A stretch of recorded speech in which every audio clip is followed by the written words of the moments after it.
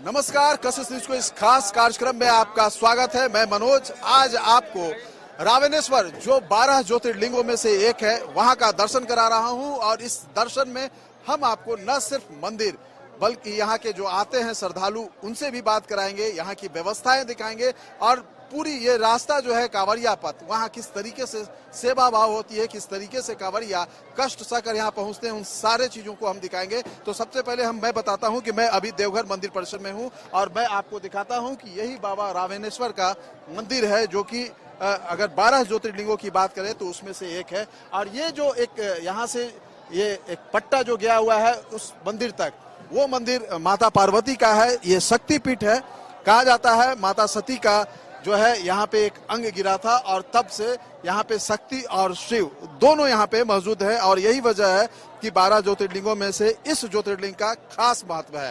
लोग दूर दराज से यहाँ पे आते हैं, विभिन्न राज्यों से यहाँ आते हैं और सुल्तानगंज से अजगैबीनाथ जो है मंदिर वहां से जल उठा करके 105 किलोमीटर की पैदल दूरी तय करके यहाँ पहुंचते हैं और जलार्पण करते हैं। इस पूरी व्यवस्था में अगर हम कहें तो लाखों लोग जो है प्रतिदिन यहाँ शामिल होते हैं जलार्पण करने के लिए। प्रशासन की तरफ से पुख्ता इंतजाम किए जाते हैं, बड़ी संख्या में पुलिस बलों की तैनाती की जाती है। लेकिन पुलिस बलों की तैनाती क्यों की जाती है, अभी हमारे साथ एक पुलिसकर्मी है, हम इनसे पूछते हैं।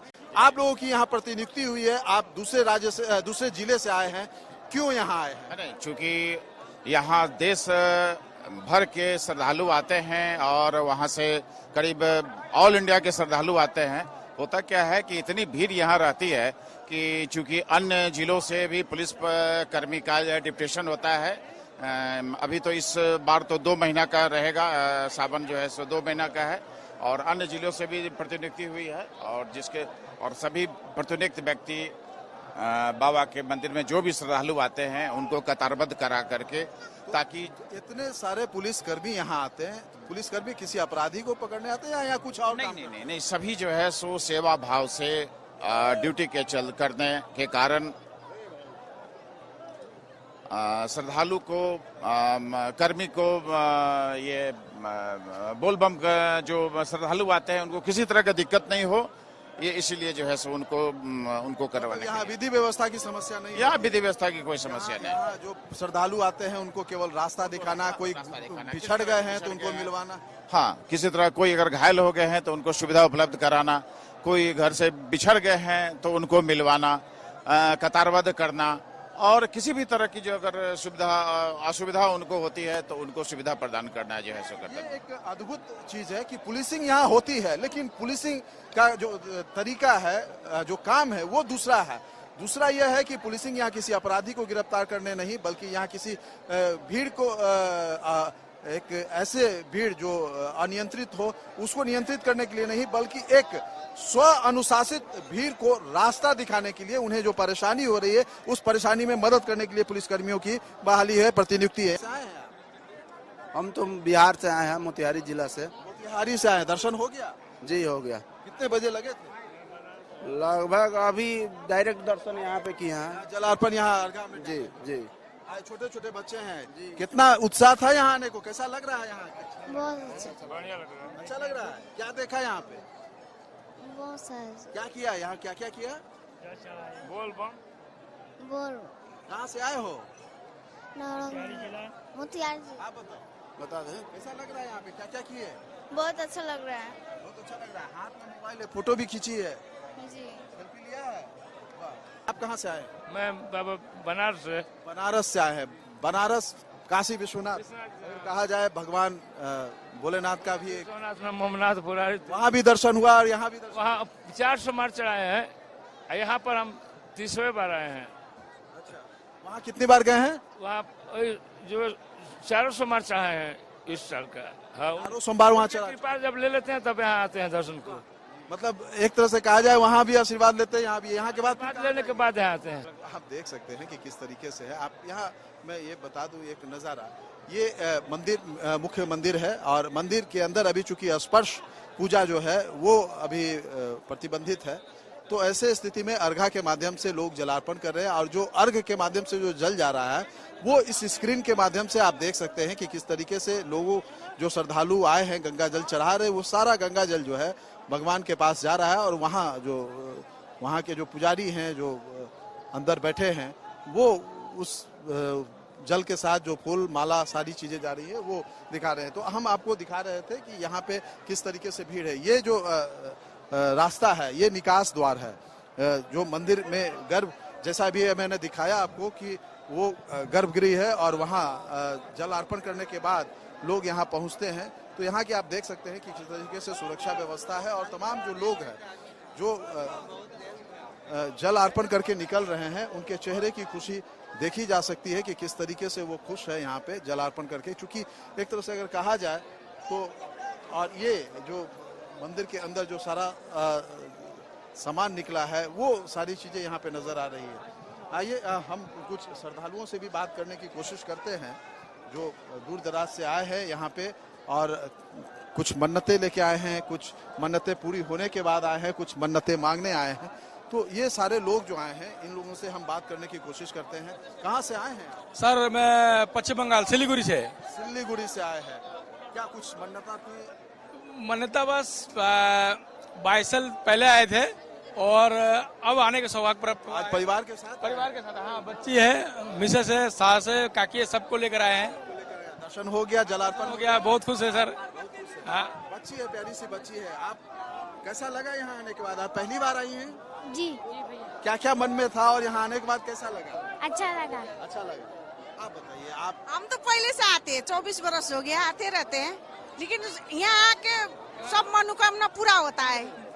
जैसे भी दुख करके आने से भी, तकलीफ करके आने से मनोकामना पूरा होता है। बोले बाबा सबको खुश रखता है। मैं आपको करीब लिए चलता हूँ जो यहाँ पे जिस तरीके से यहाँ पे जैसा कि मैं बता रहा था आपको कि यहाँ पे लोग जलार्पण करते हैं। ये अर्घा सिस्टम है और इस अर्घा के माध्यम से जलार्पण करते हैं लोग। यहाँ दूर दराज से आते हैं। ये गंगा जल है इस ये में और इनके हाथ में तलवार भी है। ये तस्वीर भी सारे ग्रुप के लोगों की निकाल रहे हैं। ये तलवार यहाँ लेकर के, तलवार का क्या काम है मंदिर में? ये त्रिशूल में था इसीलिए खोल के हाथ में रख दिया, हाथ में लग जाएगा।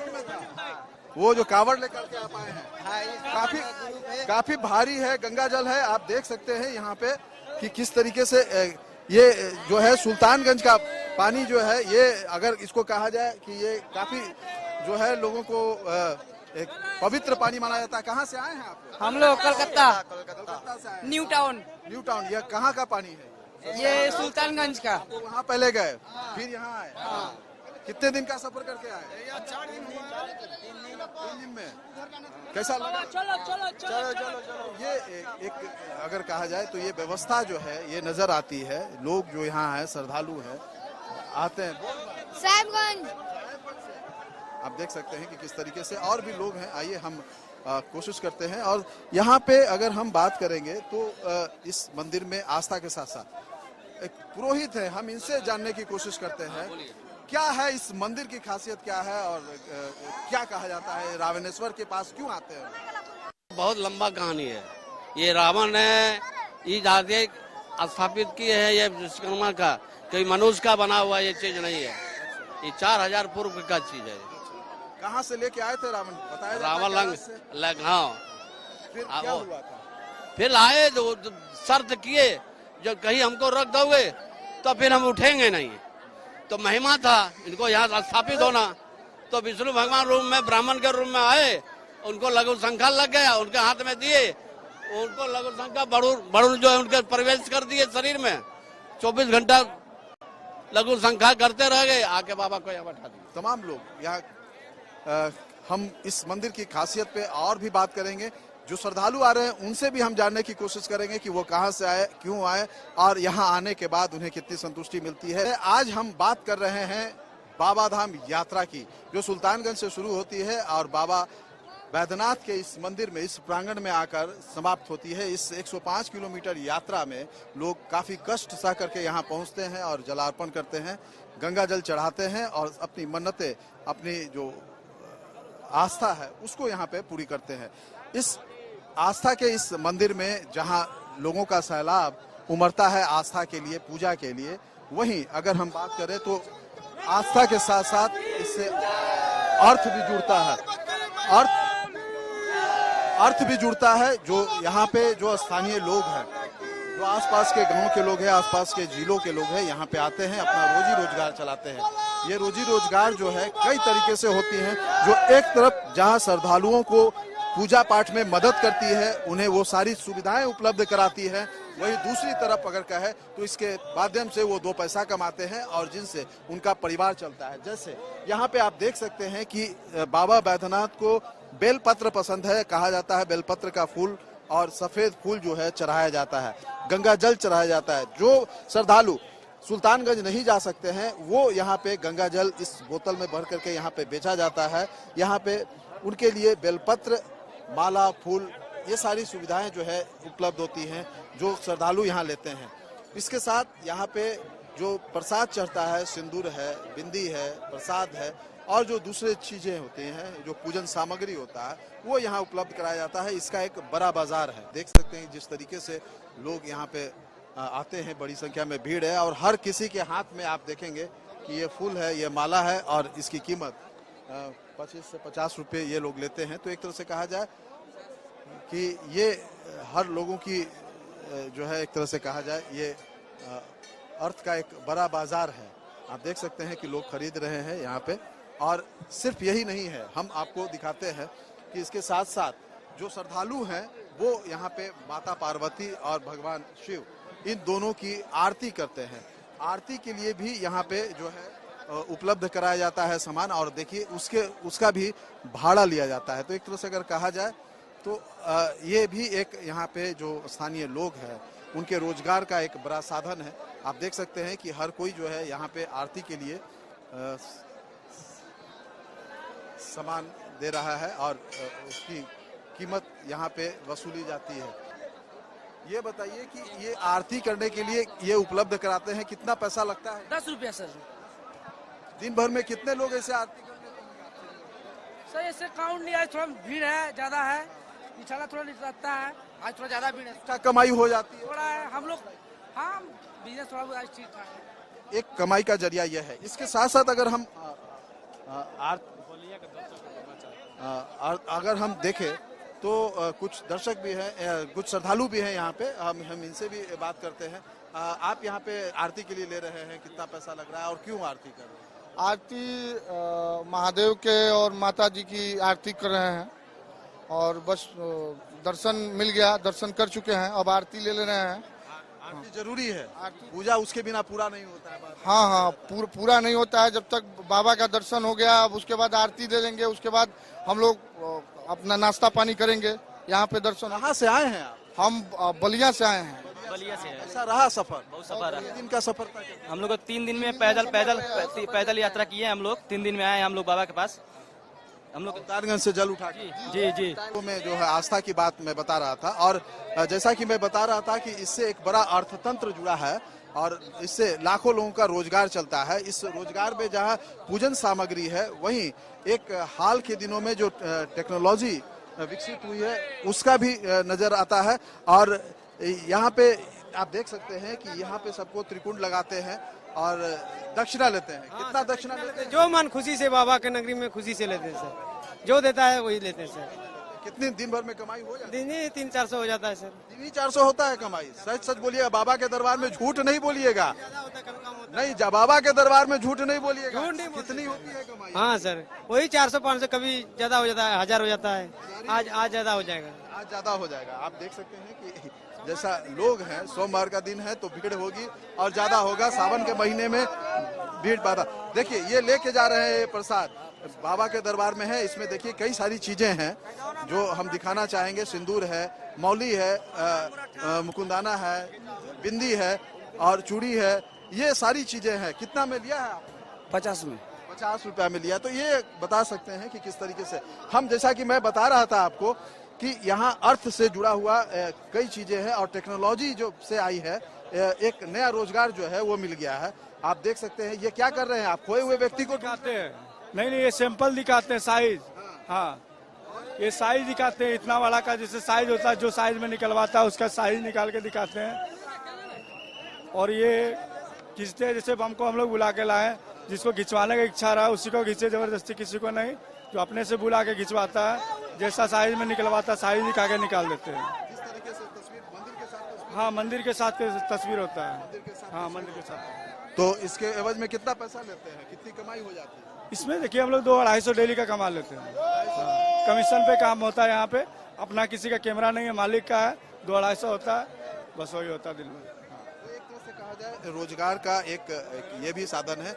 और हम, जैसा कि मैं बता रहा था आपको, कि इस मंदिर प्रांगण में भक्तों की आस्था पूरी होती है, लोग अपनी मन्नतें पूरी करते हैं, भक्ति भाव यहाँ सारे चीजों में नजर आता है। तो वहीं 2 पैसे कमाने का एक माध्यम भी बनता है, जिसको कहा जा सकता है कि इस जगह पे अगर हम देखें तो वो सारी चीजें जो है वो नजर आती है।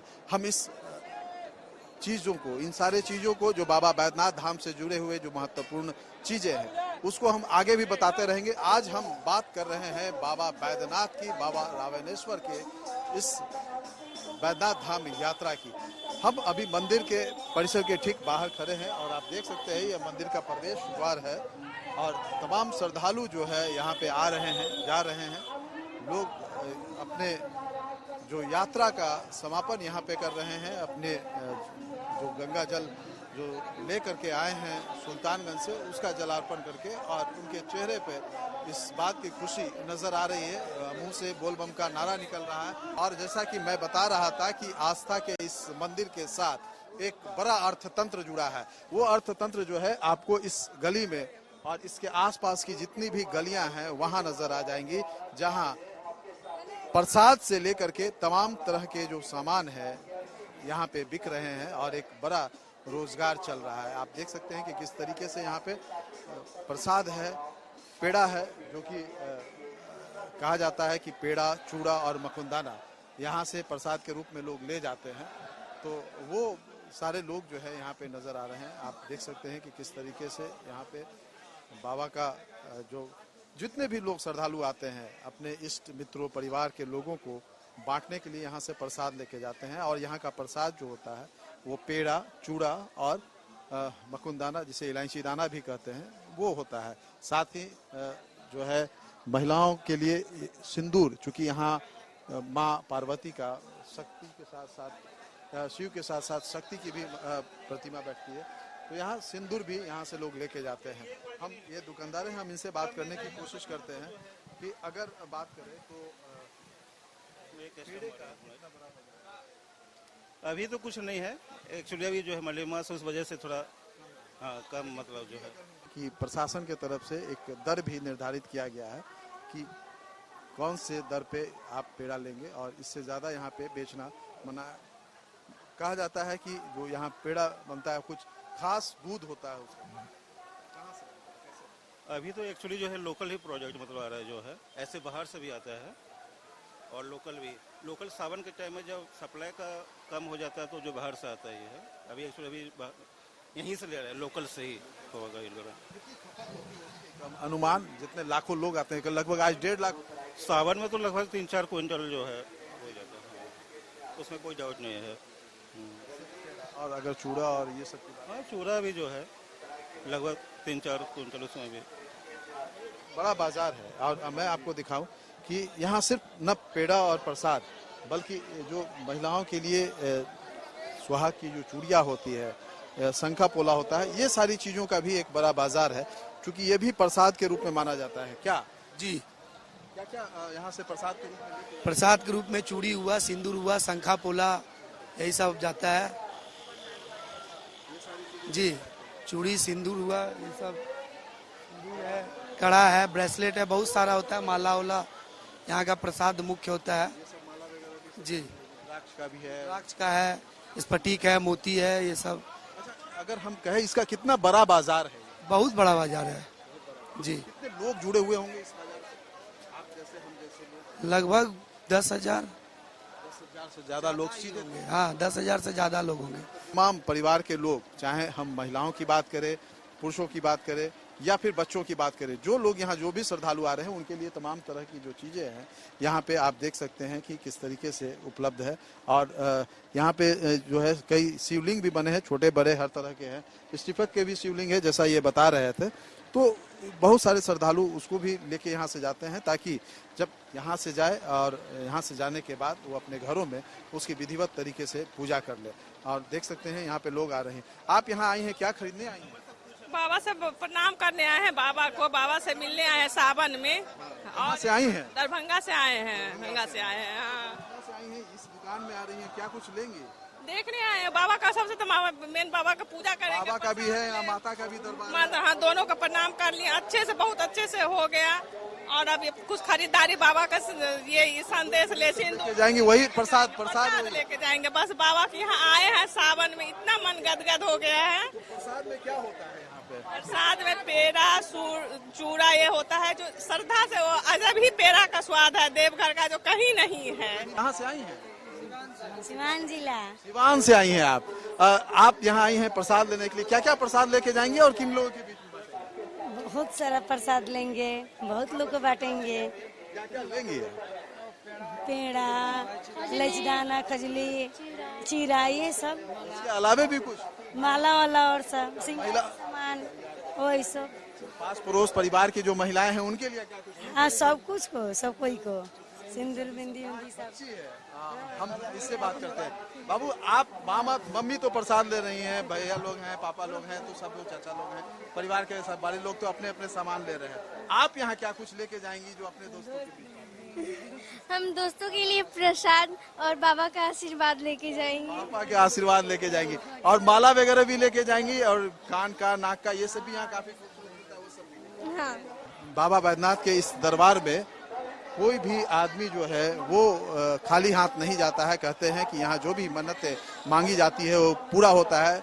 12 ज्योतिर्लिंगों में एक बाबा रावणेश्वर, बाबा बैद्यनाथ धाम है, ये भगवान बैद्यनाथ का है। यहाँ पे माँ शक्ति का भी यहाँ पे पीठ है। तो एक तरह से कहा जाए शक्ति और शिव दोनों का अगर कहीं दर्शन करना हो एक साथ, तो आप यहाँ आ सकते हैं और भगवान का दर्शन कर सकते हैं। तो एक तरह से कहा जाए तो यहाँ पे शक्ति और शिव दोनों का आशीर्वाद लोगों को मिलता है।